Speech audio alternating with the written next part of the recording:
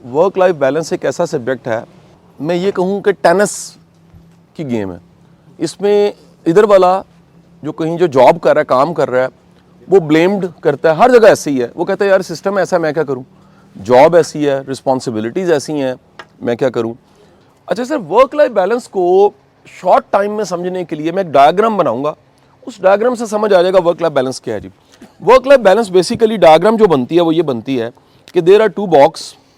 यहां पर इस बॉक्स में लिखा हुआ है लाइफ, इसके अंदर लिखा हुआ है जी, इसके बाहर लिखा हुआ है। यहां पर लिखा हुआ है वर्क, इसके अंदर लिखा हुआ है वर्क। ये ऑप्शन नंबर 1 है, ये ऑप्शन नंबर 2 है। लेकिन मैं पूछना ये चाहूंगा कि ज्यादातर हम ऑप्शन 1 पे हैं या ऑप्शन 2 पे हैं? ज्यादातर की बात करूंगा 1 पे सच यही है। अच्छा, आपके ख्याल में ये क्या वर्किंग क्लास का प्रॉब्लम है या ये प्रॉब्लम हर जगह है? अच्छा, इस वक्त दुनिया के जो कह लीजिए जो लोग बहुत पढ़े जा रहे हैं और उनको ब्रेन डिक्लेयर किया जा रहा है कि थॉट लीडर्स हैं जी इस वक्त दुनिया के, कहता है नजर राइट लेफ्ट की बात नहीं करूंगा, सही और गलत की बात नहीं करूंगा, लेकिन उसमें युवा नोवा हरारो जो कि एडवोकेट बहुत ज़्यादा करता है डार्विन की थ्योरी को, चाहे जाके उसका डार्विन थ्योरी का बड़ा अपग्रेड वर्जन पे जाता है वो, बिल्कुल इस तरह आईफोन 1 और आईफोन 17 वाली बात। लेकिन उसका एक जुमला बड़ा ख़तरनाक है। वो जुमला जो है वो कहता है, सेपियंस में से एक पैराग्राफ है जिसको मैंने ट्रांसलेट किया जी, पैसा इंसान का नया खुदा है। आज के दौर में मज़हब बदल गया, अब इंसान मस्जिद मंदिर या चर्च में नहीं बल्कि बैंक मार्केट और ब्रांड के आगे सजदा करता है। पैसा सिर्फ एक कागज़ या डिजिटल नंबर नहीं है, बल्कि इंसान इस पर वही ईमान कायम किए बैठा है जो खुदा पर था। यही ईमान पूरी दुनिया के निज़ाम को जोड़े रखता है। ट्रेजेडी है ना बहुत बड़ी। तुम किसी नोट को जला दो, तुम्हें खसारे का एहसास होगा, जैसे कोई मुकद्दस चीज़ जल गई है। और वैसे दुनिया के कई ऐसे ममालिक हैं जहाँ पे नोट को मुकद्दस का दर्जा दिया जा चुका है। वैसे तुम्हारे दिन की खुशी या दुख अक्सर बैंक बैलेंस के साथ तय होती है। तुम दोस्त, रिश्ते, हत्ता के ज़मीर भी इसके हिसाब से तोलते हो। जो मर्जी कर लें, एक बिलियनियर आएगा, आप उठ के मिलना चाहेंगे उससे, या आप कहेंगे यार मेरा राब्ता हो जाए, या पता नहीं मुझे 2 फाइलें मिल जाएंगी और मेरा काम हो जाएगा। पहले इंसान खुदा के खौफ से नेक बनता था, आज गुर्बत के खौफ से गुलाम बन रहा है। सर, ये असल में जो पैराग्राफ है ना, ये डिपिक्ट करता है मटेरियलिज्म को। गलत सही को छोड़िए, उसने क्या कहा, ज़रा इसका करक्ट समझिए। वो ये कहना चाह रहा है कि ओवरऑल सोसाइटी का मटेरियलिस्टिक अप्रोच इतनी बढ़ गई है कि इस वक्त जितने हम एम्बिशियस हैं, हमारी जो एक एम्बिशियस इस वक्त ख्वाहिशें हैं, मैं आपको गारंटी से कहता हूं कि अगर हम अपने एम्बिशंस को लिखें और अपने वालिद साहब के पास जाएं और उन्हें कहें कि एग्जैक्ट जब आपकी एज इतनी थी, लाइक मेरी 46 है, तो आपकी जो उम्र है, और आप अपने वालिद से पूछें, मैं गारंटी देता हूं आपको वो इतने एम्बिशियस नहीं थे। और अगर दादाजी के पास चले जाएं और उन्हें कहें कि यार मेरी 46 एज है, जब आपकी 46 एज थी क्या आप इतने एम्बिशियस थे? वो कहेंगे हम भी नहीं थे, वो तो बिल्कुल ही नहीं थे। तो ये क्या हुआ? इसका मतलब है कि दुनिया में जितनी तेजी के साथ तरक्की हुई है, कैपिटलिज्म आया, मटेरियलिस्टिक अप्रोच आई, स्टेटस को आया, नए केपीआई सेट हुए हैं, नए स्टैंडर्ड्स बने हैं। गाल लाल नहीं है, आप कहते हैं थप्पड़ मार के लाल कर लो। तो हुआ क्या है सर कि दुनिया में जो ट्रेंड है वो ये है, और हम सारे इसका शिकार हैं। इस ट्रेंड के शिकार होने को मैं 2 मिसालों से समझा सकता हूं कि ट्रेंड क्या होता है और उसका शिकार होना क्या होता है। आप में से कभी किसी का एक्सपीरियंस नियाग्रा फॉल पे जाने का हुआ सर? नियाग्रा फॉल जब आप जाते हैं ना सर, पानी आ रहा है, ऐसे गिर रहा है, पानी गिरता है, और उस फॉल गिरने के बाद तकरीबन आधे किलोमीटर तक उसकी जो फवार है और उसकी जो फोग है और उसका जो क्लाउड है, आपको रेन कोट पहनना पड़ता है। अब जरा साइज सोचिएगा क्या है, यानी आप एक अंदाजा लगाएं, वो जो सामने किनारा नजर आ रहा है, वो जो किनारा है ना सर, वो किनारा, उधर पानी गिर रहा है और यहां आपने रेनकोट पहना हुआ है। अब उसका साइज सोच लें पानी का क्या होगा। यानी मैं सिर्फ फिर अगेन समझाने के लिए, क्योंकि ये झील में पानी है, ये वहां की 3-4 देजके हैं सिर्फ। साइज इतना बड़ा है, इतना बड़ा साइज नियाग्रा फॉल का। और अगर कोई दुनिया का बेवकूफ उस नियाग्रा फॉल जहां से वो गिर रही है उधर जाके खड़ा होके कि मैं लड़ेगा है ना उसका सीन एक फिल्म का, लगान, उसमें वो जो अपाहज है वो कहता है मैं खेलेगा, तो आप उधर जाके कहेंगे मैं खेलेगा, तो फैसला कौन करेगा?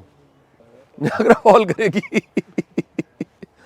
द सेकंड एग्जांपल, आपकी विश लिस्ट में इधर में कहीं आपने लिखना है कि मैं दुनिया की सबसे बड़ी हिजरत देखना चाहता हूं जो हर साल अफ्रीका में होती है, और वो एनिमल्स की होती है।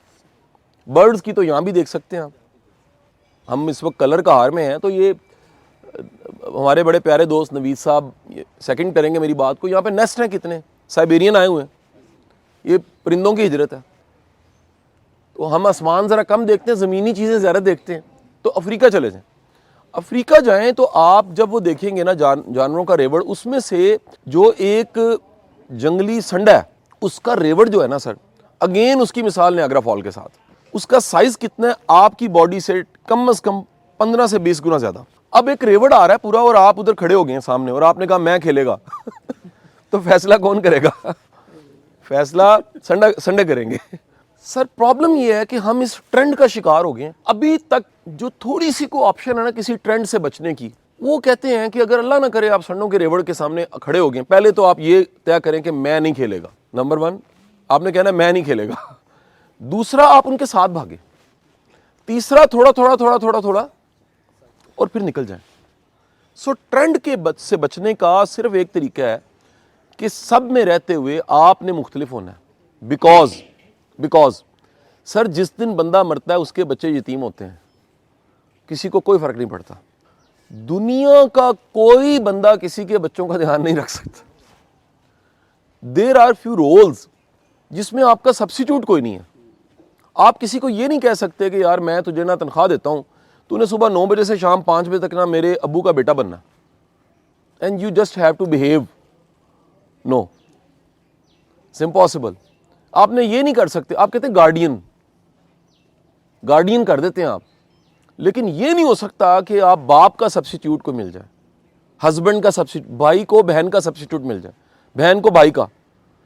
यानी आपका, इसको मैं वर्ड जरा मैं फिलॉसफी का वर्ड बोलने लगा हूं एक, द वर्ड इज योर, जो आपकी रियल सेल्फ है सर, इसका कोई सब्स्टिट्यूट नहीं है। आपके पैसे का, आपकी तनख्वाह का, सब चीजों का सब्स्टिट्यूट है, आपके वजूद का सब्स्टिट्यूट कोई नहीं है, क्योंकि नहीं होगा तो कब्र होगी, और कब्र होगी तो कहानी खत्म हो चुकी होगी। सो सर हुआ ये है कि ट्रेजेडी है, बड़ी दुनिया के ऐसे लोग हैं जिनके काम में जिंदगी पड़ी हुई है। इसके ना नए नए नाम आए, वो भी जरा सुन लें, हम उसके शिकार हैं। मैं पहले कह रहा हूं, जब बंदा ट्रेंड होता है तो ट्रेंड में क्या होता है, ट्रेंड की अपनी डिक्शनरी है। वो है यार मैं वर्काहोलिक हूं, पूछे मेरे बच्चों से, मैं तो इतवार को भी छुट्टी नहीं करता, ये लोग कह रहे होते हैं। कहता जी मैं सुबह 6 बजे काम शुरू कर देता हूं। मैं कहा तू पागल है, तेनू किसी ने दसिया नहीं। को सोचन की गल है यार, किहड़ी अग लगी है। आप पहले तय कर लें कि आप फाइटर पायलट नहीं है, उसकी असाइनमेंट होती है, गोल बनाना है, उसने शहीद होना है। आप सर आम एक शख्स हैं सिविल, मेरी आपसे गुजारिश है कि इस ऑप्शन पे जिसमें, अच्छा इसका सबसे बड़ा नुकसान है इस दायरे का साइज छोटा होता रहता है वक्त के साथ साथ। इसमें यह है कि आप तय करते हैं यार मेरी जिंदगी का एक हिस्सा काम है, जिसमें जो प्रिंसिपल बता रहा हूं है बड़ा मुश्किल, फॉलो करके देखने आहिस्ता आहिस्ता। वो है 8 + 8 + 8 प्रिंसिपल। इसमें से 8 काम के लिए, सिर्फ 8 जो है वो आपकी लाइफ है, फैमिली है, और 8 आपका रेस्ट है, आपका लेयर है। या स्टीफन आर कुए की जुबान में कहूं तो 8 जो है वो आपका 4th क्वाड्रेंट है। No urgent, no important, but rest is important. ये जो है ये आपकी फैमिली है, ये जो है आपका काम है। अब इसके पीछे दुनिया में जो सबसे बड़ी रिसर्च है, इस रिसर्च के 3 एस्पेक्ट्स हैं कि अगर किसी ने यहीं बैठे मापना है कि वो कितना कामयाब है तो कैसे मापेगा। अमूमन बैंक बैलेंस उस ट्रेंड पे देखा जाए तो हार्वर्ड बिजनेस स्कूल के प्रोफेसर ने, जिनका नाम क्लटन क्रिस्टनसन है, वो एलुमनाई डिनर्स पे सबको मिलते थे, पुरानी बात है। उन्होंने देखा यार हर बंदा हार्वर्ड बिजनेस स्कूल का ग्रेजुएट जो कि टॉप 500 फॉर्चून्स में है, 500 फॉर्चून्स में सर्व कर रहा है, कोई जी में सर्व कर रहा है, कोई जो है वो माइक्रोसॉफ्ट में सर्व कर रहा है, कोई गूगल में सर्व कर रहा है, कोई मैकेंजी में सर्व कर रहा है। इतना एक्सपोजर के बावजूद 3 मसले उनके कॉमन थे जो वर्बली वो कह रहे होते थे। नंबर 1, खुश नहीं थे। नंबर 2, एक बड़ी तादाद की तलाक हो चुकी थी, अलहदगी। नंबर 3, दे आर डिसकनेक्टेड, अपनी औलाद से डिसकनेक्टेड थे। उन्होंने रिसर्च शुरू कर दी, रिसर्च को पब्लिश किया चंद साल पहले, और उस किताब का नाम है how will you major your life. इसी मौजू पे आज से 80 साल पहले किताब लिखी गई थी, वो फलसफे की किताब थी। उस किताब का नाम था on the meaning of life, will Durant ने की थी। ये खत थे बेसिकली, उसने दुनिया के लेजेंड्स को खत लिखे कि what is life for you and what is the definition of happy life for you, successful life for you. मैं फलसफे की बात नहीं कर रहा, मैं साइंटिफिक एक पूरी रिसर्च के बाद क्लेटन क्रिस्टनसन ने अपनी रिसर्च को जब पब्लिश किया तो उसने कहा कि देयर आर 3 फैक्टर्स जिससे आप मेजर कर सकते हैं कि बंदा कितना कामयाब है और कितना नाकाम है, और वो तीनों फैक्टर का आउटकम अगर पैसा दौलत गाड़ी है तो नॉर्मल है, ये जायज़ रास्ता है। अब नॉर्मल ये कि पैसा गाड़ी सारा कुछ है और ये 3 चीज़ें नहीं है। अब वो 3 चीज़ें क्या हैं, यानी आप कह लें कि 3 ऐसे गेंद हैं जिनको बचाना, सेव करना सबसे इंपॉर्टेंट है। उसने कहा नंबर 1 द मोस्ट इंपॉर्टेंट, आपकी इज़्दिवाजी ज़िंदगी ठीक हो, यानी आप में रिलेशनशिप जीनियस हो। और उसका मैं ऐड ऑन कर रहा हूँ, ये क्लेटन क्रिस्टनसन ने कहा, लेकिन क्योंकि मेरा वो मैरिज लाइफ, ADR, इस तरह के काम हमने मेरी फाउंडेशन ने किए बहुत ज़्यादा हैं, हम इस नतीजे पे पहुँचे कि हेल्दी रिलेशन वो होता है जिसमें माजरत की जा सकती है या माजरत को वसूल किया जा सकता है। कोई कहे आई एम सॉरी, रिश्ता ठीक हो जाए। किसी को आप कह सकें यार आई एम सॉरी यार, पुरानी छाड़ आगे चलिए। लेकिन अगर दरवाजे ही बंद हो जाते हैं, अगला महीना रुस के बैठ जाता है, ये एक ईगो और एबनॉर्मेलिटी का साइन है। नेक्स्ट नंबर 2, उसने कहा हर वो बंदा जो अपने काम को एंजॉय करता, काम से मटेरियल साइड नहीं ब्लिस मिलता है, उसको इत्मीनान मिलता है, काम से एक अंदर की ना रूह को एक शांति मिलती है, इज ए लकी मैन, वो क्या है, कामयाब है। नंबर 3, गिल्ट फ्री है, रिग्रेट नहीं है उसके पास। उसने कहा सबसे बड़ी पनिशमेंट दुनिया में अगर कोई है तो वो है पछतावा। सबसे बड़ी दुनिया में जो कोई पनिशमेंट है ना, वो पछतावा है। सो सर, ये जो हमने तय किया कि ये ऑप्शन या ये ऑप्शन, इस ट्रेंड पे शिफ्ट होने के लिए जस्ट सेट दी प्रायोरिटीज। अब एक और मैं आपको मसला बताऊं, आप हम सारे क्योंकि स्ट्रगल करके ऊपर आए हुए हैं, हमारा ना एक और भी मसला है सर। मसला ये होता है कि जो मेहनत हमें 25, 26, 27 साल की उम्र में करनी थी, वही मेहनत हम आज भी कर रहे होते हैं, हालांकि उस वक्त इंजन ऑफ करने होते। बर्न आउट की टर्म भी अभी आई है ना सर। बर्न आउट कोई सर 15-20 साल पहले मेरी यूनिवर्सिटी लाइफ में, कॉलेज लाइफ में कभी हमने वर्ड ही नहीं सुना था। हमारे वालिदैन नहीं करते मैं बर्न आउट हो गया हूँ। आजकल कॉमन है, हम कहते हैं बर्न आउट हो गए। बर्न आउट का मतलब क्या है कि कख नहीं पले, खत्म हो गया बंदा, कुछ दिन के लिए बिल्कुल ही लेट गया, फ्लैट हो गया। सो सर, गुजारिश ये है कि ये जो एक नई टर्म दुनिया में सारी आ गई, वर्कaholic होने की, काम करने की, प्रोडक्टिविटी की, पीक परफॉर्मेंस की, ये सारी की सारी सर रंगबाजी है। इट्स अ लाइफ, ये जिस दिन ख़त्म होती है उस दिन ख़त्म हो जाती है। ये जब तक है उसमें ये बैलेंस रखना ही कमाल है सर। आपने लास्ट ये करना है सर, इस लाइफ को भी डिफाइन करें ना, आपके लिए इसके मीनिंग हैं क्या।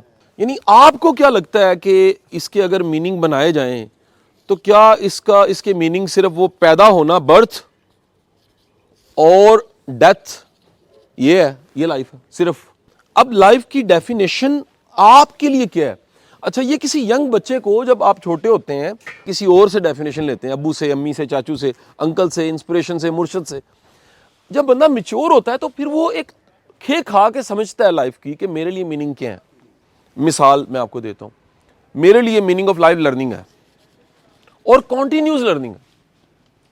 मैं मतलब लर्निंग को समझता हूं कि इबादत के बराबर की चीज है, क्योंकि 198 टाइम नमाज का हुक्म है, 756 टाइम गौर फिक्र का हुक्म है, 4 टाइम ज्यादा, लेकिन इनकरेज नहीं किया गया। मेरे लिए मीनिंग ऑफ लाइफ जो है वो एक्सपोजर है, वो है ट्रैवल, वो है इस सारे मंजर को एक याद में कन्वर्ट करना, जो किसी वक्त में हम बैठ के कहीं बूढ़े हो के अपने बच्चों को बताएं कि यार हम जब यूनिवर्सिटी में कंट्रोलर एग्जामिनर थे, HOD थे, प्रोफेसर थे, HR में थे, ऑरिक में थे, कहीं थे, तो यार एक दिन हमने कलर का हार पहना यहाँ करके खड़े होके ना, तो इस तरह, यानी आपके मेमोरी के बैंक में एक चीज़ ऐड हो गई है मेमोरी बैंक में। और आप किसी वक्त में आपको अचानक पता लगे कि यार ये जो याद है पैसा इसका मुकाबला नहीं कर सकता। यानी पैसे को आप लाहौर, मतलब कितने लोग, अच्छा जो नहीं आ सके, मिसाल आप उनको ये बता ही नहीं सकते हुआ क्या मिसाल है।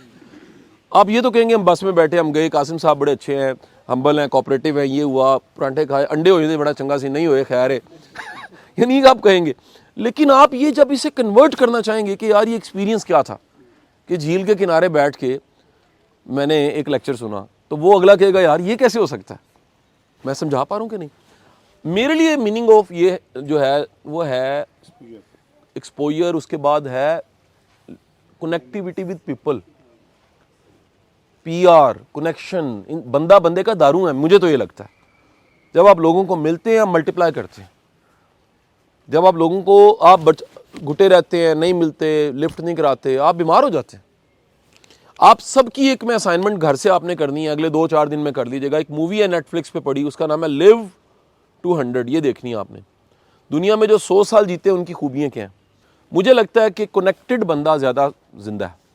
The last most important thing, मुझे लगता है कि जो लाइफ है ना, वो मूवमेंट्स को एंजॉय करना है तो फिल्मी सी बात, लेकिन आप किसी एक लम्हे में ना जी, इधर ही आप लाइफ, आपने लाइफ को देखना कि लाइफ है कि नहीं है, तो आप एक सांस लें ज़रा गहरा सा, और उस सांस के जायके को महसूस करें। ठंडा सा है वो, क्योंकि एक थोड़ी सी बाहर ठंड है, और उसके बाद जो आपने अपने आप को तनाव में खींचा हुआ है ठंड की वजह से, बॉडी क्योंकि नेचुरली अपने आप को वो करती है, तो आप इसको ज़रा ढीला छोड़ें और इसको रियली लाइफ को ना अपने अंदर उतारें कि ये लाइफ है क्या। तो ये अभी एक लम्हा ही है, ये एक मूवमेंट है सर, ठीक है जी। तो अगर आप मूवमेंट टू मूवमेंट एंजॉय नहीं कर रहे, तो ये फिर आप गरीब हैं, बहुत बड़े गरीब हैं। इसलिए वो लिटरेरी जुमला लगता है बड़ा प्यारा, दुनिया में सबसे बड़ा गरीब है जिसके पास सिर्फ पैसे सिर्फ पैसे। आखिरी बात सर ये है, मैं आपको एक ट्रैप से निकालना चाहूँगा। वो जो था ना, ज़्यादातर क्योंकि ट्रेंड 1 को फॉलो कर रही है, उसका एंड देख लें क्या है। फ़र्ज़ करें कि जो भी आपकी विश लिस्ट है, ख्वाहिशें, उसमें एक मिसाल लीजिए जी, मैं 3 बड़ी ख्वाहिशें लिख रहा हूँ समझाने के लिए, ज़रा सुन लीजिएगा प्लीज़। एग्जैक्ट वही गाड़ी आपके पास आ गई जो चाह रहे हैं, S400 मिसाल दे रहा हूँ, V8 लैम्बोर्गिनी, ठीक है जी, वो आ गई है। एग्जैक्ट उस साइज का 4 कनाल का घर लेक सिटी में बन गया, या फिर बैरिया में बन गया, या आपने फार्म हाउस ले लिया, आपने कहा यार मेरी बड़ी बेगम की विश थी, हम फार्म हाउस में रहेंगे, और एग्जैक्ट इतने पैसे बैंक में पड़े हुए हैं जितने आप चाह रहे थे। आपने कहा यार जे कोई 40 करोड़ रुपए एक्स्ट्रा होए ना, तो मैं शेयर खरीद लांगा, और एग्जैक्ट सारा कुछ होने तो बाद नाल तुहाडे कोल एक छोटा जिहा पाउच है, एडा जिहा, और ਉਹਦੇ ਵਿੱਚ ਇੱਕ ਸ਼ੂਗਰ ਦੀ ਗੋਲੀ ਹੈ, 2 ਬਲੱਡ ਪ੍ਰੈਸ਼ਰ ਦੀਆਂ ਗੋਲੀਆਂ ਨੇ, ਤੇ ਸਰ ਜੀ ਤੁਸੀਂ ਦੁਨੀਆ ਦੇ ਗਰੀਬ ਤਰੀਨ ਇਨਸਾਨ ਹੋ। ਤੇ ਮਿਹਰਬਾਨੀ फरमा के ये सर द ट्रैप के हम इंजॉय करेंगे की बजाय हम इंजॉय अभी कर रहे हैं। सर जो हम कर रहे हैं, करोड़ों लोग ऐसे हैं जो सोच भी नहीं सकते कि ऐसे इंजॉय किया जा सकता। सर जी बहुत बहुत शुक्रिया, थैंक यू, बड़ी मेहरबानी।